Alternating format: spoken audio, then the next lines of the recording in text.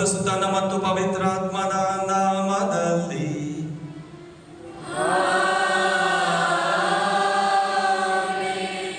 ನಮ್ಮ ಪ್ರಭು ಯೇಸು ಕ್ರಿಸ್ತರ ಕೃಪಾವರವು, ದೇವರ ಪ್ರೀತಿಯು, ಪವಿತ್ರಾತ್ಮರ ಅನ್ಯೋನ್ಯತೆಯು ನಿಮ್ಮೆಲ್ಲರೊಡನೆ ಇರಲಿ.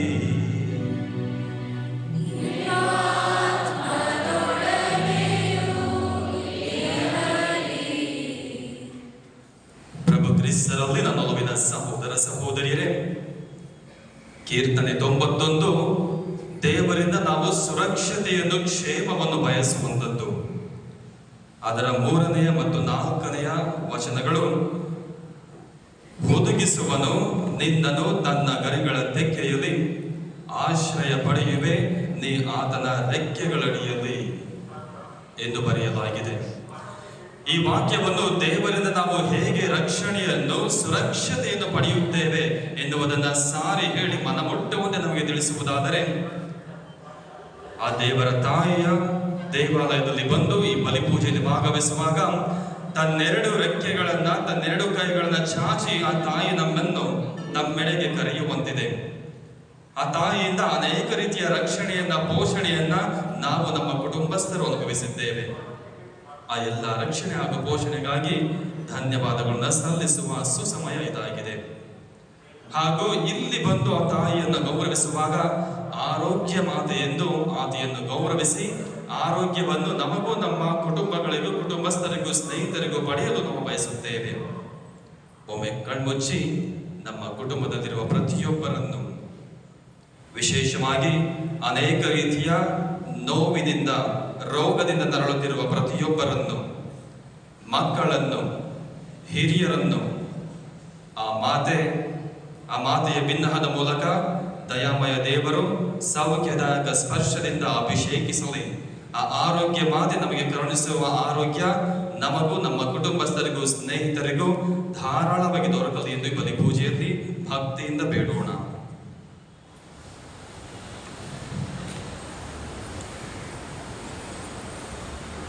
ಈ ಪವಿತ್ರ ರಹಸ್ಯಗಳನ್ನು ಆಚರಿಸಲು ನಾವು ಯೋಗ್ಯರಾಗುವಂತೆ ನಮ್ಮ ಪಾಪಗಳನ್ನು ಒಪ್ಪಿಕೊಳ್ಳೋಣ.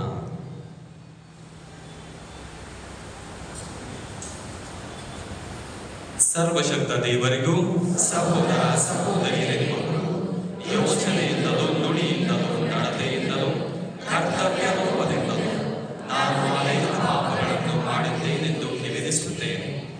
ನನ್ನ ಪಾಪವೇ, ನನ್ನ ಪಾಪವೇ, ನನ್ನ ಮಹಾಪಾಪವೇ. ಆದುದರಿಂದ ಸದಾ ಕನ್ನಿಕೆಯಾದ ಸಂತ ಮರಿಯಮ್ಮನವರನ್ನು, ಸಕಲ ದೇವದೂತರನ್ನು, ಸಂತರನ್ನು, ಸಹೋದರ ಸಹೋದರಿಯರೇ ನಿಮ್ಮನ್ನು, ನನಗಾಗಿ ನಮ್ಮ ಪ್ರಭು ದೇವರನ್ನು ಪ್ರಾರ್ಥಿಸಬೇಕೆಂದು ಬೇಡಿಕೊಳ್ಳುತ್ತೇನೆ. ಸರ್ವಶಕ್ತ ದೇವರು ನಮಗೆ ದಯೆ ತೋರಿಸಿ ನಮ್ಮೆಲ್ಲರ ಪಾಪಗಳನ್ನು ಕ್ಷಮಿಸಿ ನಮ್ಮನ್ನು ನಿತ್ಯ ಜೀವಕ್ಕೆ ಕರೆದೊಯ್ಯಲಿ. ಆಮೆನ್.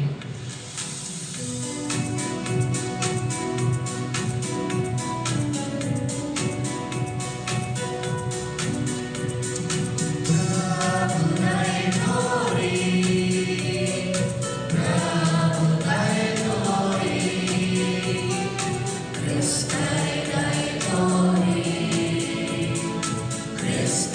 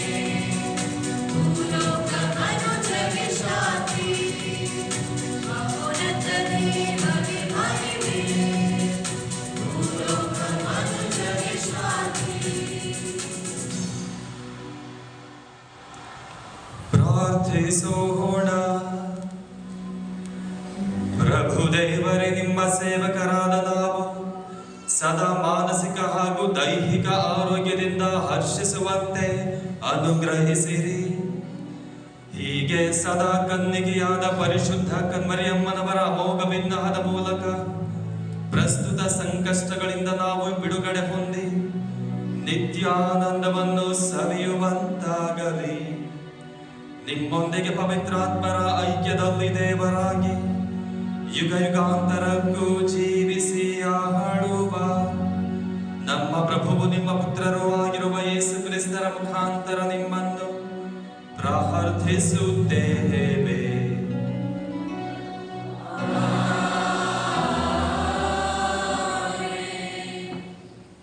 ಪೌಲನು ಕೊರಿಂಥರಿಗೆ ಬರೆದ ಮೊದಲನೇ ಪತ್ರದಿಂದ ವಾಚನ. ಸಹೋದರರೇ, ದೇವರ ಸತ್ಯಾರ್ಥವನ್ನು ಸಾರಲು ನಿಮ್ಮಲ್ಲಿಗೆ ನಾನು ಬಂದಾಗ ವಾಕ್ಚಾತುರ್ಯವನ್ನಾಗಲಿ ಜ್ಞಾನ ಭಂಡಾರವನ್ನಾಗಲಿ ಪ್ರದರ್ಶಿಸುತ್ತಾ ಬರಲಿಲ್ಲ. ನಾನು ನಿಮ್ಮೊಡನೆ ಇದ್ದಾಗ ಯೇಸು ಕ್ರಿಸ್ತರನ್ನು, ಅದು ಶಿಲುಬೆಗೇರಿಸಲಾದ ಯೇಸುವನ್ನು ಹೊರತು ಬೇರೆ ಯಾವುದನ್ನು ಅರಿಯಲಿಲ್ಲ, ಆಶಿಸಲಿಲ್ಲ. ಈ ಕಾರಣ ನಾನು ನಿಮ್ಮ ನಡುವೆ ದುರ್ಬಲನು, ಭಯಭೀತನೂ ಆಗಿದ್ದೆ. ನನ್ನ ಬೋಧನೆ ಹಾಗೂ ಮಾತುಕತೆ ಕೇವಲ ಬುದ್ಧಿವಂತಿಕೆಯಿಂದಾಗಲಿ ಮಾತಿನ ಚಮತ್ಕಾರದಿಂದಾಗಲಿ ಕೂಡಿರಲಿಲ್ಲ. ಅದಕ್ಕೆ ಬದಲಾಗಿ ದೇವರ ಆತ್ಮವನ್ನು, ಅವರ ಶಕ್ತಿಯನ್ನು ಸಮರ್ಥಿಸುತ್ತಿದ್ದೆವು. ಅಂತೆಯೇ ನಿಮ್ಮ ವಿಶ್ವಾಸವು ಮನುಷ್ಯನ ಜ್ಞಾನವನ್ನು ಆಧರಿಸಿದೆ. ದೇವರ ಶಕ್ತಿಯನ್ನು ಆಧರಿಸಬೇಕೆಂಬುದೇ ನನ್ನ ಉದ್ದೇಶವಾಗಿತ್ತು. ಪ್ರಭುವಿನ ವಾಕ್ಯವಿದು.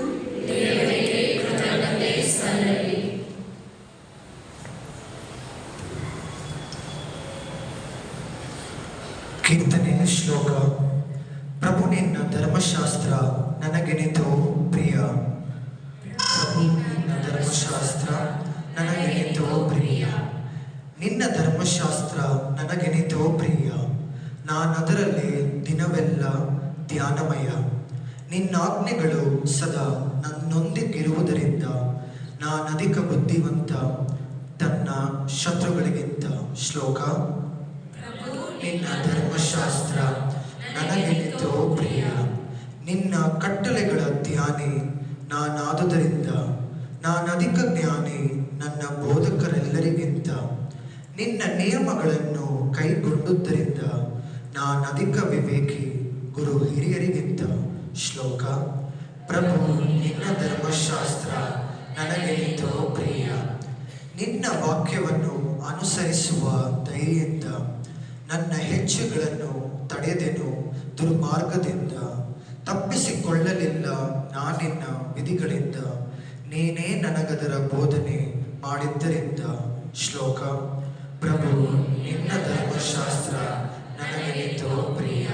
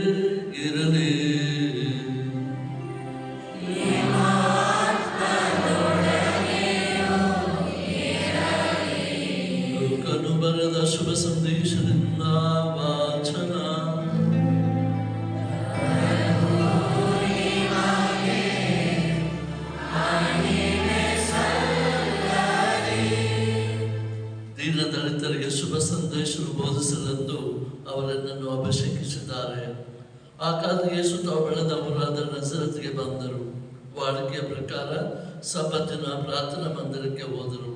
ಅಲ್ಲಿ ಪವಿತ್ರ ಗ್ರಂಥನ ಓದುವುದಕ್ಕೆ ಅವರು ಎದ್ದು ನಿಂತಾಗ ಪ್ರವಾದಿ ಯೆಶಾಯನ ಗ್ರಂಥದ ಸುರುಳಿಯನ್ನು ಅವರ ಕೈಗೆ ಕೊಟ್ಟರು. ಅದನ್ನು ಬಿಚ್ಚಿದಾಗ ಈ ಕೆಳಗಿನ ವಚನಗಳು ಯೇಸುವಿಗೆ ಕಣ್ಣಿಗೆ ಬಿದ್ದವು. ದೇವರಾತ್ಮ ನನ್ನ ಮೇಲಿದೆ, ದೀನ ದಲಿತರಿಗೆ ಶುಭ ಸಂದೇಶವನ್ನು ಬೋಧಿಸಲೆಂದು ಅವರು ನನ್ನನ್ನು ಅಭಿಷೇಕಿಸಿದ್ದಾರೆ. ಬಂಧಿತರಿಗೆ ಬಿಡುಗಡೆಯನ್ನು, ಅಂಧರಿಗೆ ದೃಷ್ಟಿದಾನವನ್ನು ಪ್ರಕಟಿಸಲು, ಶೋಷಿತರಿಗೆ ಸ್ವಾತಂತ್ರ್ಯ ನೀಡಲು, ದೇವರು ತಮ್ಮ ಜನತೆಯನ್ನು ಉದ್ಧರಿಸುವ ಕಾಲವಂತದ್ದು ಸಾರಲು ಅವರನ್ನು ಕಳಿಸಿದ್ದಾರೆ. ಈ ವಾಕ್ಯನ ಓದಿ ಸುರುಳಿಯನ್ನು ಸುತ್ತಿ ಪ್ರಾರ್ಥನಾ ಮಂದಿರದ ಸೇವಕರ ಕೈಗಿತ್ತು ಯೇಸು ಕುಳಿತುಕೊಂಡರು. ಅಲ್ಲಿದ್ದ ಎಲ್ಲರ ಕಣ್ಣುಗಳು ಅವರ ಮೇಲೆ ನಾಟಿದ್ದವು. ಆಗ ಯೇಸು, ನೀವು ಈ ಪವಿತ್ರ ವಾಕ್ಯವನ್ನು ಕೇಳ್ತಿದ್ದ ಹಾಗೆಯೇ ಅದು ಇನ್ನು ನೆರವೇರಿತು ಎಂದು ವಿವರಿಸಲಾರಂಭಿಸಿದರು. ಎಲ್ಲರೂ ಅವರನ್ನ ಬಹುವಾಗಿ ಮೆಚ್ಚಿಕೊಂಡರು. ಅವರ ಬಾಯಿಂದ ಬಂದ ಮಧುರ ಮಾತನ್ನು ಕೇಳಿ ಅಚ್ಚರಿಗೊಂಡರು. ಇವನು ಜೋಸೆಫನ ಮಗನಲ್ಲವೇ ಎಂದು ಮಾತನಾಡಿಕೊಂಡರು. ಅನಂತರ ಯೇಸು ಅವರಿಗೆ, ವೈದ್ಯರೇ, ಮೊದಲು ನಿನ್ನನ್ನು ನೀನು ಗುಣಪಡಿಸಿಕೋ ಎಂಬ ಗಾದೆಯನ್ನು ನೀವು ನಿಸ್ಸಂದೇಹವಾಗಿ ನನಗೆ ಅನ್ವಯಿಸುವಿರಿ. ಅಲ್ಲದೆ ಕಫರ್ನೌಮಿನಲ್ಲಿ ನೀನು ಎಂತೆಂಥ ಮಹತ್ಕಾರ್ಯ ಮಾಡಿದೆ ಎಂದು ನಾವು ಕೇಳಿದ್ದೇವೆ.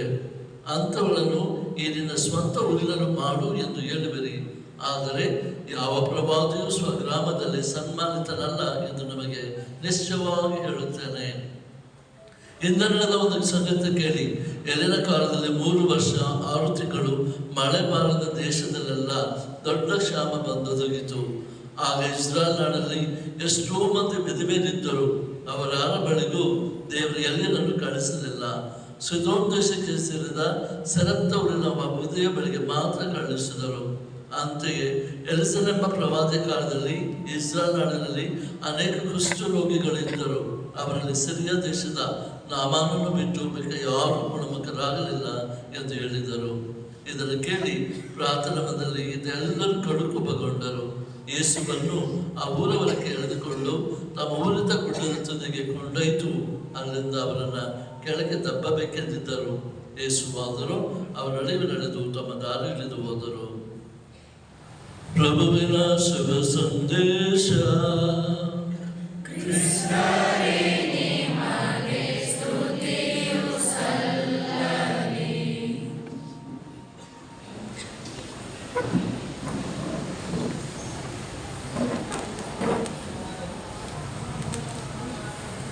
ಅಮ್ಮ ನಮ್ಮ ತಾಯಿ ಮರಿಯೇ ನಮಿಸುವೆ ಎದುರು ಹಾಡೋಣ. ಅಮ್ಮ ನಮ್ಮ ತಾಯಿ ಮರಿಯೇ ನಮಿಸುವೆ.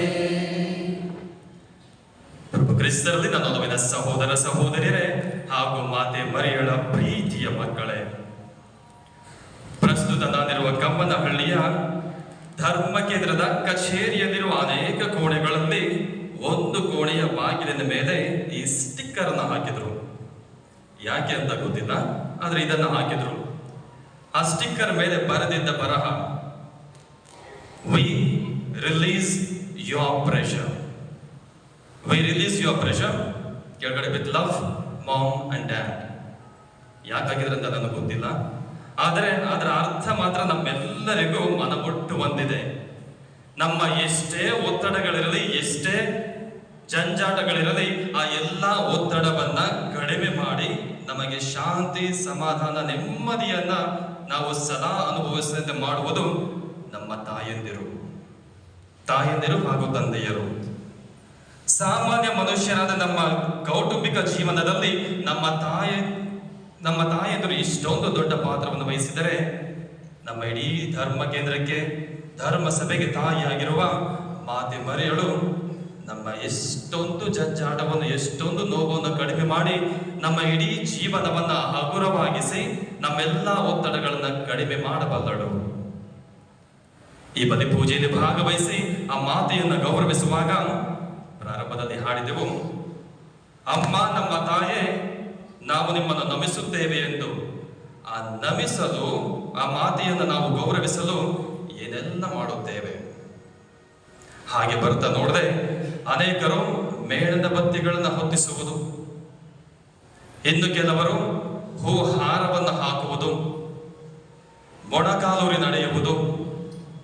ತಾಯಂದಿರನ್ನ ನೋಡಿ, ಆ ಪಕ್ಕದಲ್ಲಿ ಮಕ್ಕಳು ಇರ್ತಾರೆ.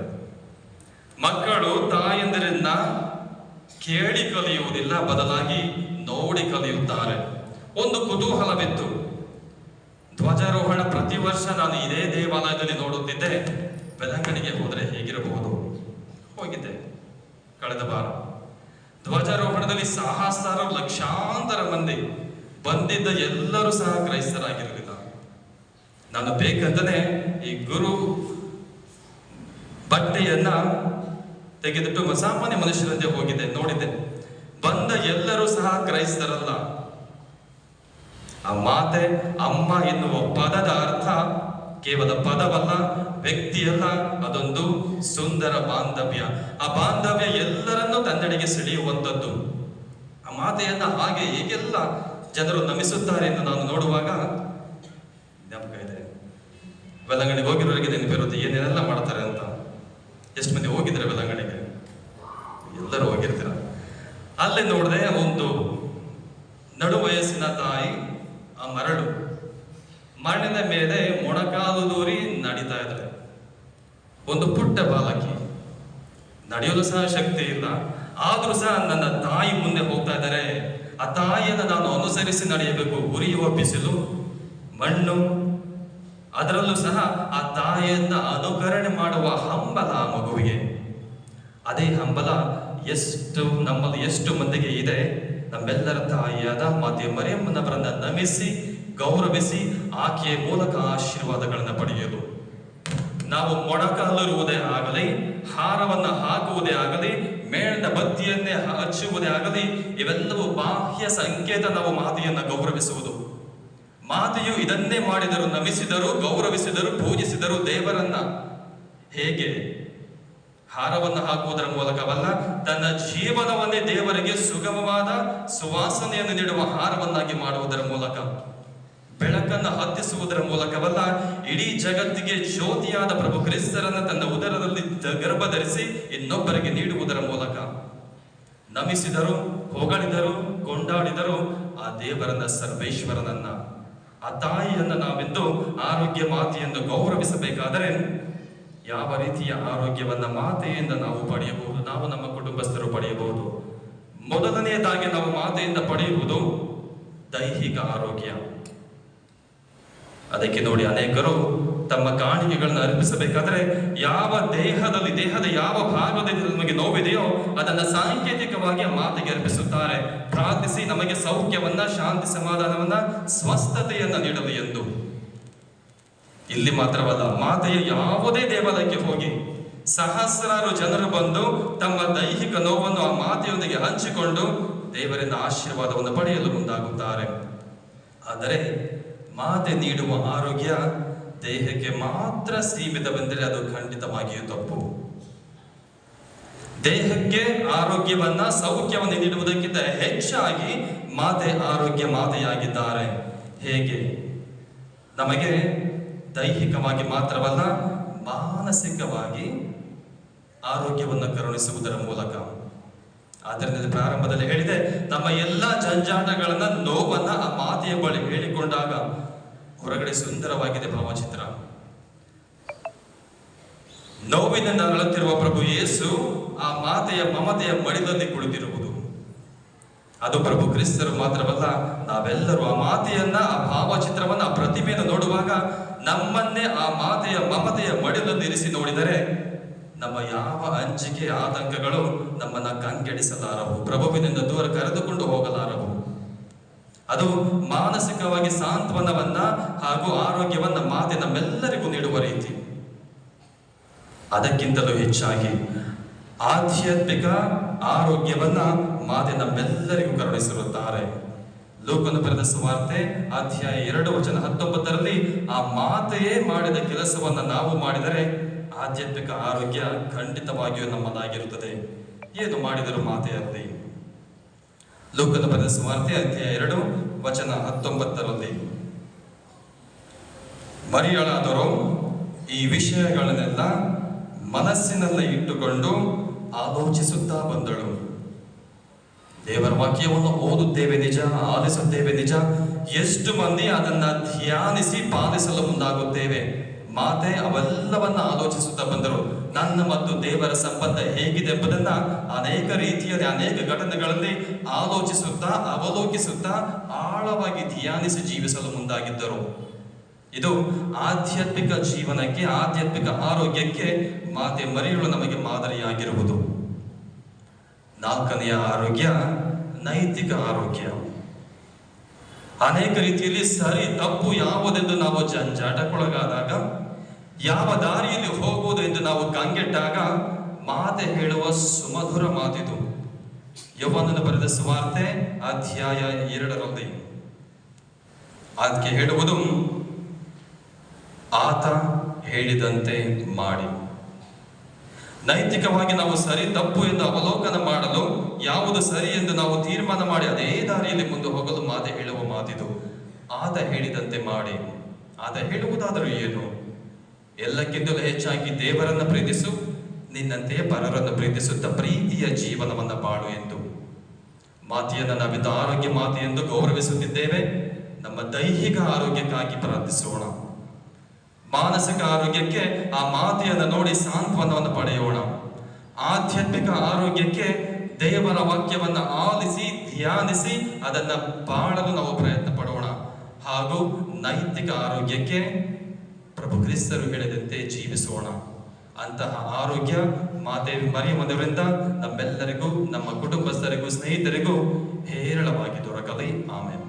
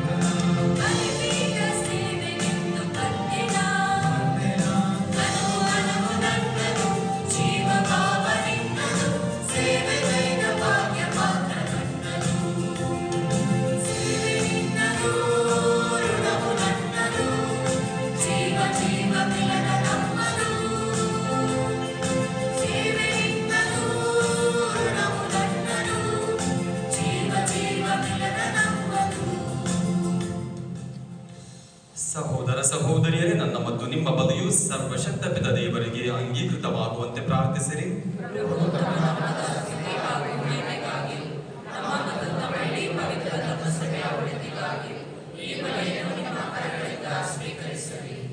ಪ್ರಭು ನಿಮ್ಮ ಪ್ರಜೆಯು ಅರ್ಪಿಸುತ್ತಿರುವ ಬಲಿ ಕಾಣಿಕೆಗಳೊಂದಿಗೆ ಅವರ ಪ್ರಾರ್ಥನೆಗಳನ್ನು ಸ್ವೀಕರಿಸಿರಿ. ಹೀಗೆ ನಿಮ್ಮ ಪುತ್ರರ ಮಾತೆ ಪೂಜ್ಯ ಮರಿಯಮ್ಮನವರ ಬಿನ್ನಹದ ಮೂಲಕ ನಾವು ಮಾಡುವ ಯಾವ ಕೋರಿಕೆಯು ತಿರಸ್ಕೃತವಾಗದಂತೆಯೂ ಯಾವ ಬೇಡಿಕೆಯು ನಿಷ್ಫಲವಾಗದಂತೆಯೂ ಕರುಣಿಸಿರಿ. ನಮ್ಮ ಪ್ರಭು ಕ್ರಿಸ್ತರ ಮುಖಾಂತರ ನಿಮ್ಮನ್ನು ಪ್ರಾರ್ಥಿಸುತ್ತೇವೆ. ಪ್ರಭು ನಿಮ್ಮೊಡನೆ ಇರಲಿ.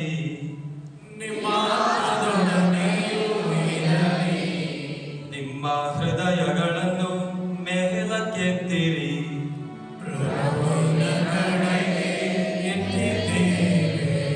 ನಮ್ಮ ಪ್ರಭು ದೇವರಿಗೆ ಕೃತಜ್ಞತೆಯನ್ನು ಸಲ್ಲಿಸೋಣ.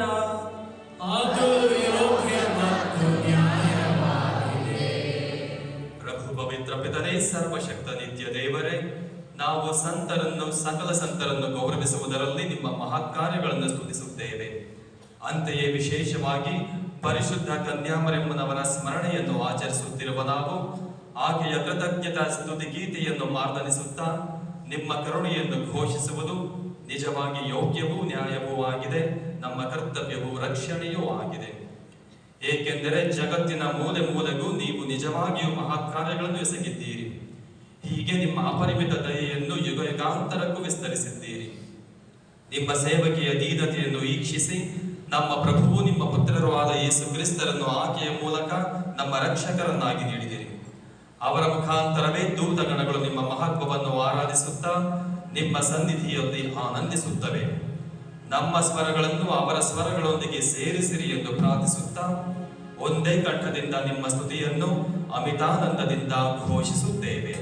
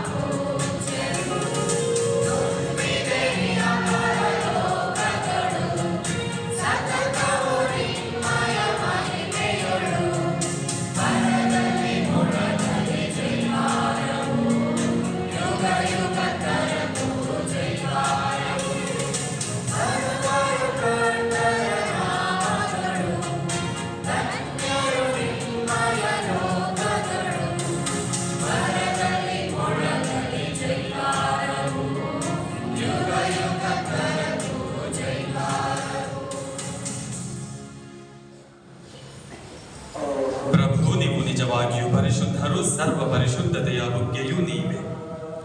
ಈ ಕೊಡುಗೆಗಳ ಮೇಲೆ ನಿಮ್ಮ ಪವಿತ್ರಾತ್ಮರನ್ನು ಇಬ್ಬನಿಯಂತೆ ಸುರಿಸಿ ಪಾವನಗೊಳಿಸಿರೆಂದು ಪ್ರಾರ್ಥಿಸುತ್ತೇವೆ.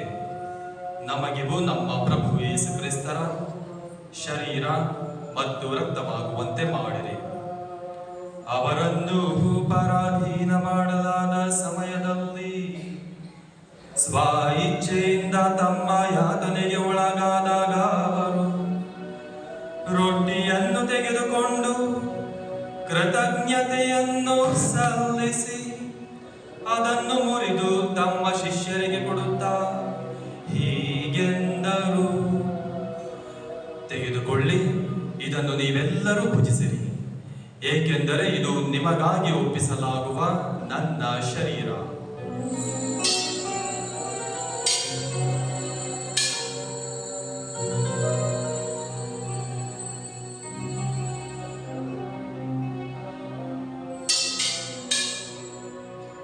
ಅಂತೆಯೇ ಭೋಜನದ ಅಂತ್ಯದಲ್ಲಿ ಅವರು ಪಾನಪಾತ್ರೆಯನ್ನು ತೆಗೆದುಕೊಂಡು ಮತ್ತೊಮ್ಮೆ ನಿಮಗೆ ಕೃತಜ್ಞತೆಯನ್ನು ಸಲ್ಲಿಸಿ ತಮ್ಮ ಶಿಷ್ಯರಿಗೆ ಕೊಡುತ್ತಾ ಹೀಗೆಂದರು, ತೆಗೆದುಕೊಳ್ಳಿ ಮತ್ತು ಇದರಿಂದ ನೀವೆಲ್ಲರೂ ಪಾನ ಮಾಡಿರಿ, ಏಕೆಂದರೆ ಇದು ಹೊಸ ಮತ್ತು ಅನಂತ ಒಡಂಬಡಿಕೆಯ ನನ್ನ ರಕ್ತದ ಪಾತ್ರೆ. ಈ ರಕ್ತವು ನಿಮ್ಮ ಹಾಗೂ ಅನೇಕರ ಪಾಪಗಳ ಪರಿಹಾರಕ್ಕಾಗಿ ಸುರಿಸಲಾಗುವುದು. ಇದನ್ನು ನನ್ನ ಸ್ಮರಣೆಗಾಗಿ ಮಾಡಿರಿ.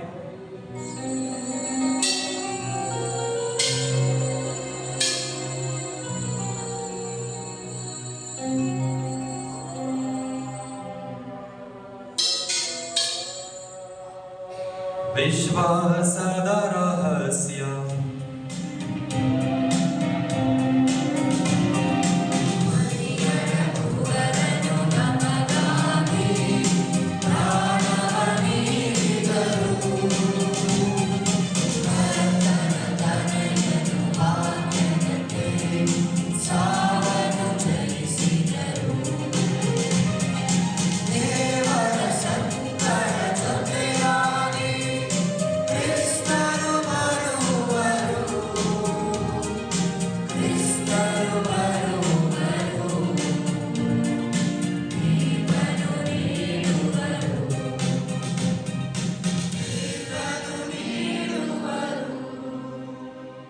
ಆದುದರಿಂದ ಪ್ರಭು, ನಿಮ್ಮ ಸಮ್ಮುಖದಲ್ಲಿ ನಿಂತು ಸೇವೆ ಸಲ್ಲಿಸಲು ನಮ್ಮನ್ನು ಯೋಗ್ಯರೆಂದು ಪರಿಗಣಿಸಿದ್ದಕ್ಕಾಗಿ ನಿಮಗೆ ಕೃತಜ್ಞತೆಯನ್ನು ಸಲ್ಲಿಸುತ್ತೇವೆ.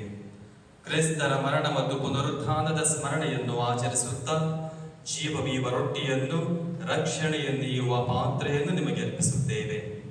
ಕ್ರಿಸ್ತರ ಶರೀರ ಮತ್ತು ರಕ್ತದಲ್ಲಿ ಪಾಲುಗೊಳ್ಳುವ ನಮ್ಮನ್ನು ಪವಿತ್ರಾತ್ಮರು ಒಂದುಗೂಡಿಸಬೇಕೆಂದು ನಿಮ್ಮನ್ನು ವಿನಯದಿಂದ ವಿನಯಿಸುತ್ತೇವೆ.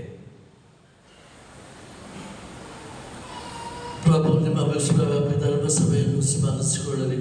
ನಮ್ಮ ವಿಶ್ವಗುರು ಫ್ರಾನ್ಸಿಸ್ ಅವರೊಂದಿಗೂ, ನಮ್ಮ ಮಹಾಧರ್ಮಾಧ್ಯಕ್ಷ ಪೀಟರ್, ಧರ್ಮಾಧ್ಯಕ್ಷ ಸತೀಶ್ ಕುಮಾರ್, ಧರ್ಮಾಧ್ಯಕ್ಷ ಸುಶ್ರೀನಾಥನ್ ಅವರೊಂದಿಗೂ, ಸಕಲ ಯಾಜಕರೊಂದಿಗೂ ಅದರ ಪ್ರೀತಿಯ ಪರಿಪೂರ್ಣತೆಗೆ ಮುನ್ನಡೆಸಿರಿ.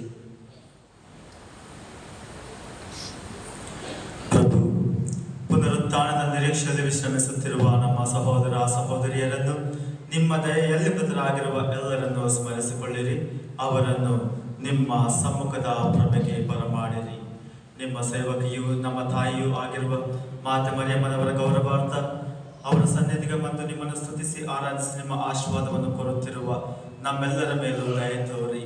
ದೇವಮಾತೆ ಪೂಜ್ಯ ಕನ್ಯಾ ಮರಿಯಮ್ಮನವರೊಂದಿಗೂ, ಆಕೆಯ ಪತಿ ಸಂತ ಜೋಸೆಫರೊಂದಿಗೂ, ಪುನೀತ ಪ್ರೇಷಿತರೊಂದಿಗೂ, ಎಲ್ಲ ಕಾಲಗಳಲ್ಲಿ ನಿಮ್ಮ ಮೆಚ್ಚುಗೆಗೆ ಪಾತ್ರರಾದ ಸಕಲ ಸಂತರೊಂದಿಗೂ ನಾವು ನಿತ್ಯ ಜೀವನದಲ್ಲಿ ಸಹಭಾಗಿಗಳಾಗಿ ನಿಮ್ಮನ್ನು ಸ್ತುತಿಸಿ ಮಹಿಮೆ ಪಡಿಸುವಂತೆ ನಿಮ್ಮ ಪುತ್ರ ಯೇಸು ಕ್ರಿಸ್ತನ ಮುಖಾಂತರ ಪ್ರಾರ್ಥಿಸುತ್ತೇವೆ.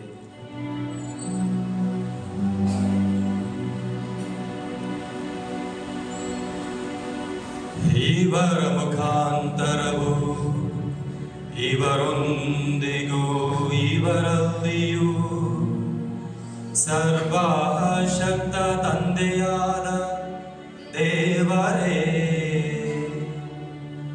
ಪವಿತ್ರಾತ್ಮರ ಐಕ್ಯದಲ್ಲಿ ಸರ್ವ ಗೌರವವು ಮಹಿಮೆಯು ಯುಗ ಯುಗಾಂತರಕ್ಕೂ ನಿಮಗೆ ಸಲ್ಲಲಿ.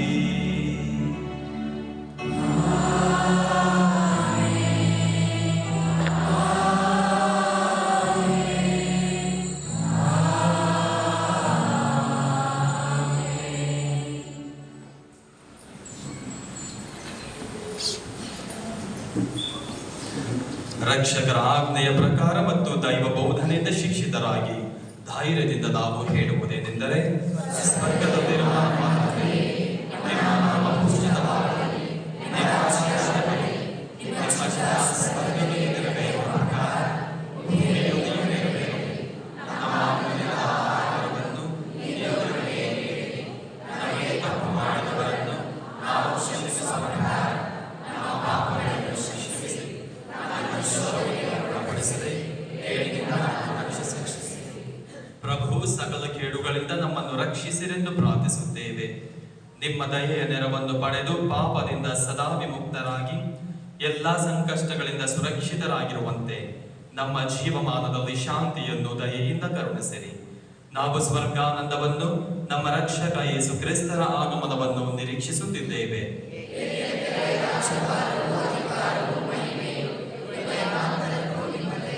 ಪ್ರಭು ಯೇಸು ಕ್ರಿಸ್ತರೇ, ನಿಮ್ಮ ಪ್ರೇಷಿತರಿಗೆ ನಿಮಗೆ ಶಾಂತಿಯನ್ನು ಬಿಟ್ಟು ಹೋಗುತ್ತೇನೆ, ನನ್ನ ಶಾಂತಿಯನ್ನು ನಿಮಗೆ ಕೊಡುತ್ತೇನೆ ಎಂದು ಹೇಳಿದ್ದೀರಿ. ನಮ್ಮ ಪಾಪಗಳನ್ನು ಲಕ್ಷಿಸದೆ ನಿಮ್ಮ ಧರ್ಮಸಭೆಯ ವಿಶ್ವಾಸವನ್ನು ಈಕ್ಷಿಸಿರಿ. ಅದಕ್ಕೆ ನಿಮ್ಮ ಚಿತ್ತದ ಪ್ರಕಾರ ಶಾಂತಿಯನ್ನು, ಐಕ್ಯತೆಯನ್ನು ದಯೆಯಿಂದ ದಯಪಾಲಿಸಿರಿ. ಯುಗ ಯುಗಾಂತರಕ್ಕೂ ಜೀವಿಸಿ ಆಳುವ ನಿಮ್ಮನ್ನು ಪ್ರಾರ್ಥಿಸುತ್ತೇವೆ. ಪ್ರಭುವಿನ ಶಾಂತಿ ಸದಾ ನಿಮ್ಮಲ್ಲಿರಲಿ. ಪರಸ್ಪರ ಶಾಂತಿಯನ್ನು ಕೋರೋಣ. ಲೋಕದ ಪಾಪಗಳನ್ನು ಪರಿಹರಿಸುವ ದೇವರ ಕುರಿಮರಿ ನಮಗೆ ದಯೆ ತೋರಿ.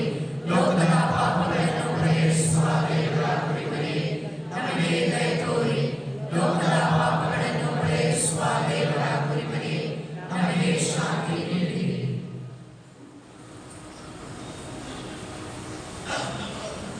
ಇಗೋ ದೇವರ ಕುರಿಮರಿ, ಇಗೋ ಇವರೇ ಲೋಕದ ಪಾಪಗಳನ್ನು ಪರಿಹರಿಸುವವರು. ಕುರಿಮರಿಯ ಭೋಜನಕ್ಕೆ ಆಹ್ವಾನಿತರು ಭಾಗ್ಯವಂತರು. ಪ್ರಭು ತಾವು ನನ್ನ ಮನೆಯನ್ನು ಪ್ರವೇಶಿಸಲು ನಾನು ಪಾತ್ರನಲ್ಲ, ಆದರೆ ತಾವು ದೇವರು ಮಾತನಾಡಿರಿ, ನನ್ನ ಆತ್ಮವು ಸ್ವಸ್ಥವಾಗುವುದು.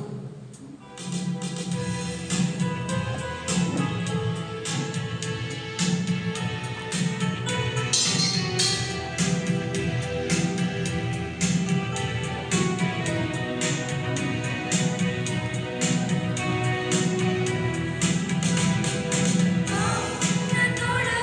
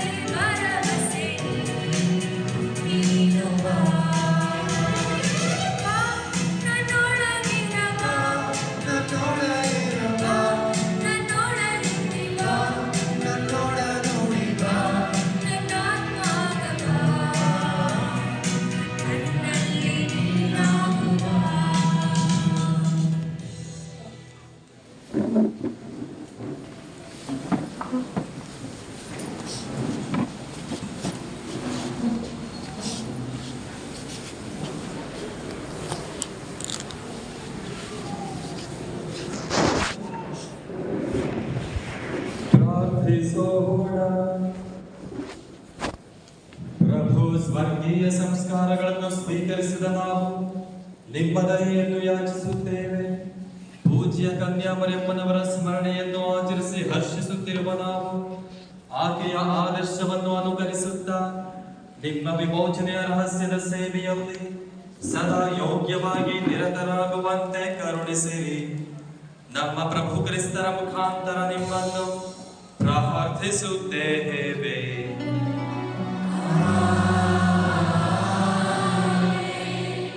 ಪ್ರಭು ನಿಮ್ಮೊಡನೆ ಇರಲಿ.